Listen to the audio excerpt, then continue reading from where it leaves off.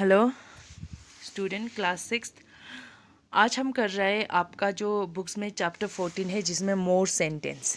ठीक है, ये मोर सेंटेंस करते हैं, इसमें पेज नंबर 119 पर है। ठीक है, इस मोर सेंटेंस में क्या होता है, सबसे पहले आप लोगों को सेंटेंस क्या है, ठीक है, ये सेंटेंस क्या है वो पता करना है। ठीक है, तो सेंटेंस क्या होता है, सेंटेंस जो है एक ग्रुप ऑफ वर्ड्स, यानी कि एक ग्रुप ऑफ वर्ड है, यानी कि कुछ वर्ड्स का ग्रुप बना हुआ है विच मेक्स सेंस, यानी कि एक सेंस बनते हैं, एक कंप्लीट मीनिंग बनते हैं, उस चीज़ को हम सेंटेंस बोलते हैं। ठीक है, तो उस सेंटेंस को 3 टाइप्स होते हैं। ठीक है, सेंटेंस का 3 टाइप्स होते हैं। क्या क्या होता है, सिंपल, कंपाउंड, कम्प्लेक्स। ठीक है, अब इस सेंटेंस में simple sentence, compound sentence, complex sentence क्या होता है, मतलब सेंटेंस तो होता है। आप जब 5th क्लास में या 4th क्लास में पढ़ते हो तो सेंटेंस में एक होते हैं असर्टिव सेंटेंस, इंट्रोगेटिव सेंटेंस। ठीक है, एक अब ये थोड़ा आगे वाला स्टेप है। ठीक है, ये एक सिंपल सेंटेंस, कॉम्प्लेक्स सेंटेंस और कंपाउंड सेंटेंस। ठीक है, अब सबसे पहले सिंपल सेंटेंस क्या है। सिंपल सेंटेंस जो है, जब भी हम सेंटेंस बनाते थे, हम जब वर्ब पढ़ते हैं तब उसमें हमारा एक सब्जेक्ट होना चाहिए, एक वर्ब होना चाहिए और एक ऑब्जेक्ट होना चाहिए। ठीक है, और हम पहले जब सेंटेंस पढ़ते थे उसमें क्या होता था, एक सब्जेक्ट होते हैं और एक प्रीडिकेट होते हैं। ठीक है, जैसे कि प्रीडिकेट, जैसे कि फॉर एग्जाम्पल मैंने कहा, फॉर एग्जाम्पल आपने Sonam, Sonam is playing, Sonam is playing cricket.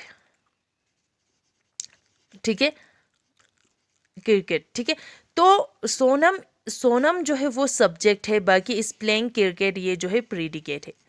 इसी तरह अगर इसको फिर से तोड़ मोड़ जाए तो सोनम जो है वो सब्जेक्ट है, प्लेइंग जो है वो वर्ब है, इस जो है हेल्पिंग वर्ब है और क्रिकेट जो है वो ऑब्जेक्ट है।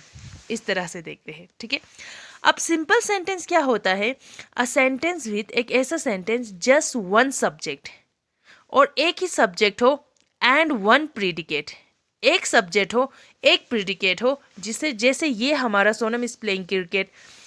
ठीक है, ये क्या है, एक सिंपल सेंटेंस है।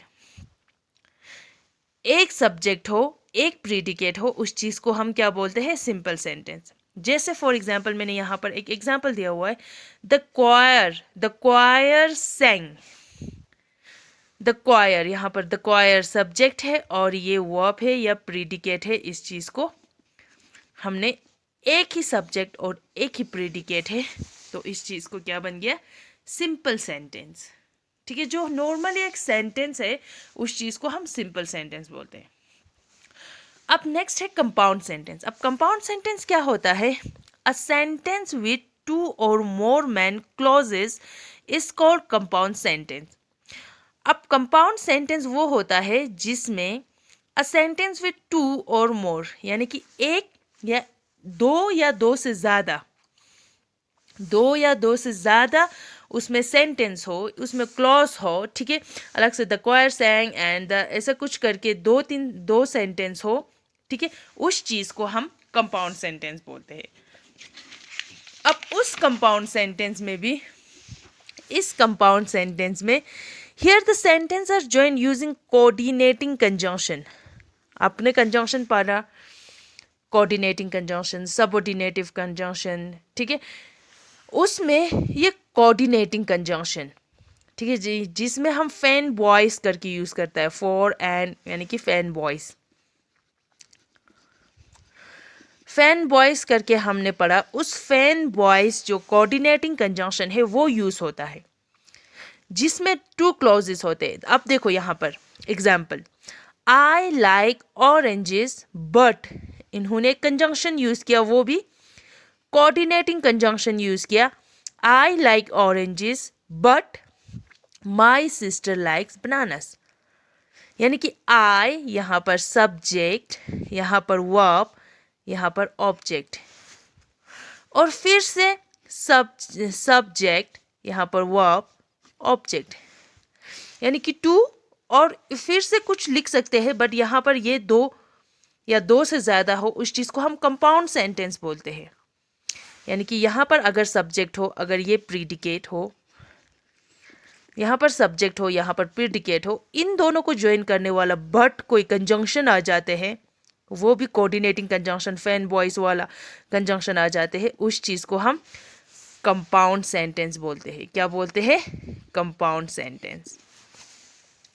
अब थर्ड जो है कम्प्लेक्स सेंटेंस, मैं आपको आपकी बुक में से ही बताती हूँ कम्प्लेक्स सेंटेंसेस। अब कम्प्लेक्स सेंटेंसेस क्या होते हैं? सबसे पहले अब हम सेंटेंस पढ़ेंगे, फिर उसके बाद हम यही एग्जाम्पल देखेंगे, ठीक है। कम्प्लेक्स सेंटेंस वो होता है a sentence with a main clause and one or more subordinating clause is called complex sentences. Sentence जिसमें मेन क्लोज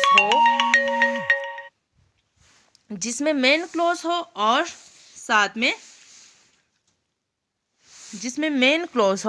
और साथ में one or more subordinated close हो, उस चीज़ को हम कम्प्लेक्स सेंटेंस बोलते हैं। अब सबऑर्डिनेटेड कंजंक्शन क्या होता है? सबऑर्डिनेटिंग कंजंक्शन यहाँ पर दिया गया है उन लोगों ने। Subordinated clause are joined by independent clause. अपने क्लॉज अच्छे से पढ़ लिया है पहले, जिसमें क्लॉज होते हैं इंडिपेंडेंट क्लॉज और तो subordinate clause are joined in the independent clause with subordinating conjunction। ये subordinated clause जो इसमें हम एक इंडिपेंडेंट क्लॉज होता है, एक डिपेंडेंट क्लॉज होता है। डिपेंडेंट क्लॉज जो है वो हमेशा इंडिपेंडेंट क्लॉज पे डिपेंड रहते हैं करके हमें पता है, ठीक है। तो यहाँ पर इंडिपेंडेंट क्लॉज जो क्लॉज अपने आप रहते हैं बट उसको ज्वाइन करते हैं सबऑर्डिनेटिंग कंजंक्शन। जैसे कि सबऑर्डिनेटिंग कंजंक्शन में क्या क्या होता है? Because, since, after, although and when, ये सारा क्या है? सबऑर्डिनेटिंग कंजंक्शन, ठीक है। And also join independent clause with relative pronoun such as that, who, which, और एक रिलेटिव प्रोनाउन के थ्रू वो ज्वाइन होते हैं जो है दैट, हु, विच। अब इस कॉम्प्लेक्स सेंटेंस में आपको जब एग्जाम्पल दिया जाता है, यहाँ पर देखो, after I finish my work I went to play. यहाँ पर ये क्या है? सबऑर्डिनेटिंग क्लॉज, यानी कि इंडिपेंडेंट क्लॉज, यानी कि after I finish my work, ठीक है। After I finish my work जो है वो क्या है? Subordinating clause.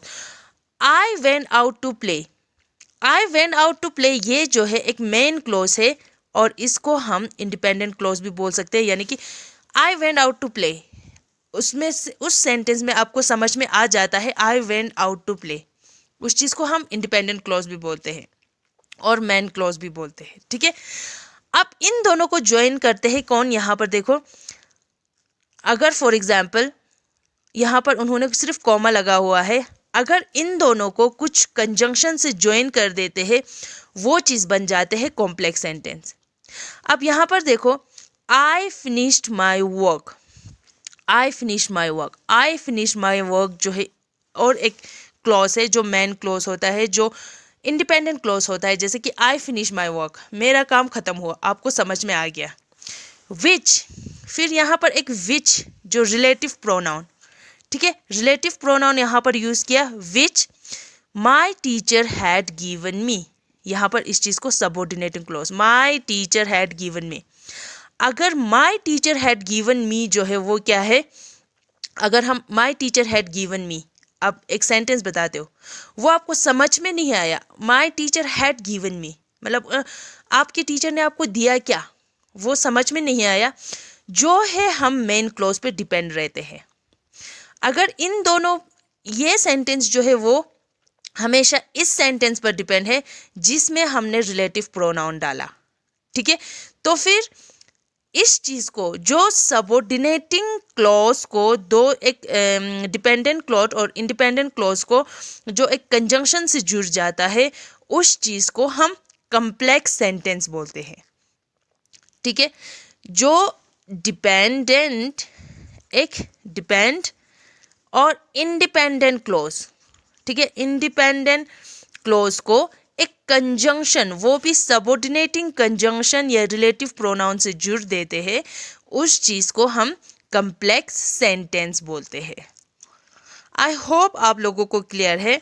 यहाँ पर आपको complete this sentences to the compound sentence, यहाँ पर उन्होंने सेंटेंस दिया हुआ है, आपको सेंटेंस जो है कंप्लीट करना है कंपाउंड सेंटेंस में। और यहाँ पर मेन क्लोज और सबऑर्डिनेटिंग क्लोज यानी कि अंडरलाइन करना है आपको